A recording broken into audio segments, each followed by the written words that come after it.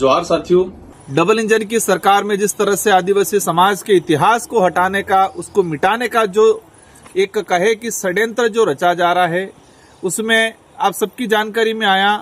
कि मानगढ़ का जो इतिहास सभी की जानकारी में है कि यहाँ पर हजारों आदिवासी महापुरुषों ने शहादत दिया था। गोविंद गुरु महाराज के नेतृत्व में आंदोलन हुआ था और एक बहुत बड़ा नरसंहार हुआ था,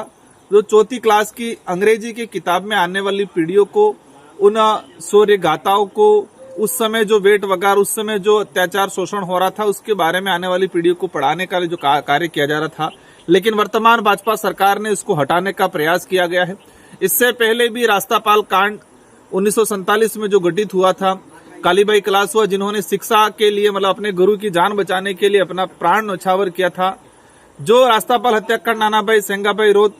और कालीबाई कलासुआ, उनका जो इतिहास था उसको हटाने का उन्होंने घिनौना कृत्य किया और इसी क्रम में ये मानगढ़ का इतिहास हटाया गया है। इसके अलावा आर्य के द्वारा जो राजनीतिक विज्ञान का जो पाठ्यक्रम था, उसमें ज्योतिबा फुले, सावित्रीबाई फुले का इतिहास भी हटाना का जो उन्होंने कृत्य किया है। मतलब देखा गया है कि पिछले 8-10 सालों के अंदर एनसीईआरटी हो या सीबीएसई हो या राजस्थान स्टेट सेंट्रल गवर्नमेंट की जितने जो पाठ्यक्रम है, जो आने वाली पीढ़ी को बढ़ाने का जो कार्य कर रहा है, उन सारे पाठ्यक्रमों से आदिवासी दलित पिछड़ों के जो महापुरुष रहे हैं, और कहा जाए कि देश को आजाद कराने में जिन लोगों की मुख्य भूमिका रही है, जिन्होंने सबसे ज्यादा शहादत दी है, इन शहादत महापुरुषों, उन इतिहास को हटाने का प्रयास किया जा रहा है। मैं एक ही चीज कहना चाहूंगा कि आप पन्नों से हटा सकते हो, कागजों से हटा सकते हो, लेकिन आदिवासी समाज, दलित पिछड़ों के समाज और इस देश के आजाद कराने में महत्वपूर्ण भूमिका निभाने वाले प्रत्येक समाज के वर्ग के, उनके दिलों में बसा हुआ इतिहास को आप नहीं हटा सकते। जवाब में दे रहे हैं हमारे राजस्थान के शिक्षा मंत्री जी, और कुछ नेता कह रहे हैं कि 5वीं क्लास में है, मतलब आपके जो हिंदी का पर्यावरण का जो सब्जेक्ट है उसमें आपने डाल दिया, मतलब आप 5वीं हिंदी में पढ़ाना चाह रहे हो लेकिन इंग्लिश में नहीं पढ़ाना चाह रहे। हमारा सवाल ये है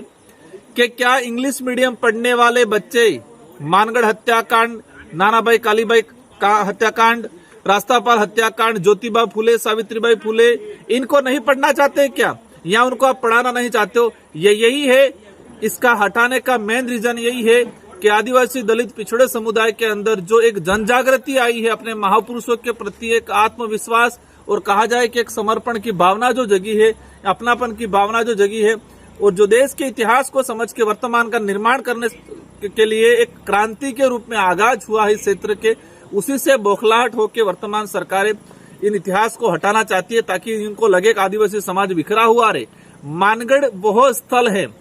जहां पर हजारों आदिवासियों का खून पसीना बहा है, लूलुहान स्थल है वो, और ये 4 राज्यों के आदिवासियों को जोड़ता है, मध्य प्रदेश, महाराष्ट्र, गुजरात और राजस्थान और केंद्र शासित प्रदेश दमन दीप। ये 4 राज्य और एक केंद्र शासित प्रदेश को जोड़ने वाला सेंटर पॉइंट है, एक आस्था का केंद्र है। इनका यही है कि जो बिल प्रदेश की जो डिमांड थी, वो मानगढ़ हत्याकांड का जब पढ़ेंगे तो स्वाभाविक एक अलग बिल राज कायम करने की जो डिमांड थी, उस डिमांड की ओर अग्रसर करती है ये जो हत्याकांड। तो शायद उनको लगता है कि इस एरिया को बिखेरने के लिए, आदिवासी समुदाय को बिखेरने के लिए, वोट बैंक बनाने के लिए, और आदिवासी समुदाय में क्रांति नहीं आए, जागृति नहीं आए, उस उद्देश्य से उनको हटाने का प्रयास किया जा रहा है। लेकिन मैं पुनः कहना चाहूंगा, आप किताबों से, पन्नों से हटा सकते हो, लेकिन आदिवासी समाज, दलित पिछड़ों समाज और इस क्षेत्र में रहने वाला, मानवता में विश्वास करने वाला और जो शहीदों को सम्मान करने वाला जो समाज है, उनके दिलों से आप नहीं मिटा सकते हो। इन्हीं शब्दों के साथ धन्यवाद, आभार, जोहार। जो घटनाक्रम हुआ है, हटाने का जो कृत्य किया, उसकी हम कड़ी निंदा करते हैं। पूरा समाज, पूरा क्षेत्र की जनता इसका कड़ी निंदा करते हैं।